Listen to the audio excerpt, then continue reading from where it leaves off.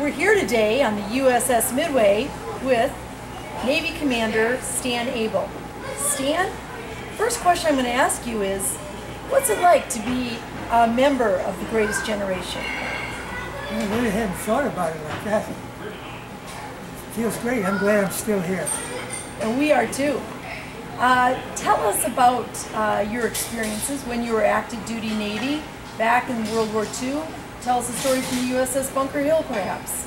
Okay, I was on stationed on the Bunker Hill in Fighter Squadron 84, flying this airplane or one like it.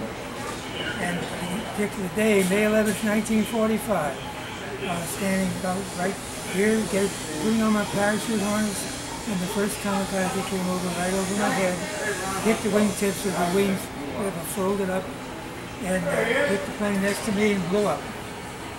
So that started a very eventful day. I would say, by the grace of God, you're still here. I'm still here.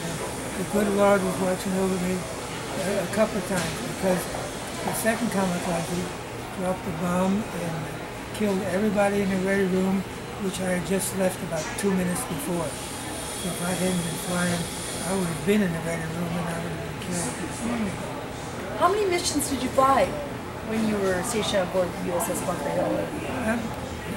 Maybe 50 or 60. Okay. It depends on what you count as a mission.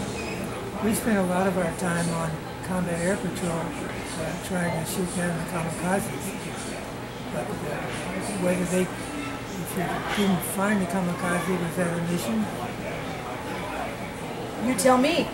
Well, nobody's giving me that answer. So in the short period of time I was out there, actually I think it was 62 flights. Wow. And a good portion of them were combat air patrol, where we didn't do anything other than patrol. The rest of the time we were dropping bombs and rockets on the various islands where the Japanese still had troops stationed. And found any ships would be trying to sink the ships. You had the opportunity this past spring in May to go back to Washington, D.C. as part of the Angel Flight. Could you tell us a little bit about that experience? Well, that was a very enjoyable experience. I hadn't been to Washington in many years, so all the monuments, memorials were new to me. But that was a super trip. And the monuments were great. The people on the airplane were great. The food was good. The hotel people were really nice. And everywhere we went, we were treated like heroes. And the thing that I remember the most was the welcome home.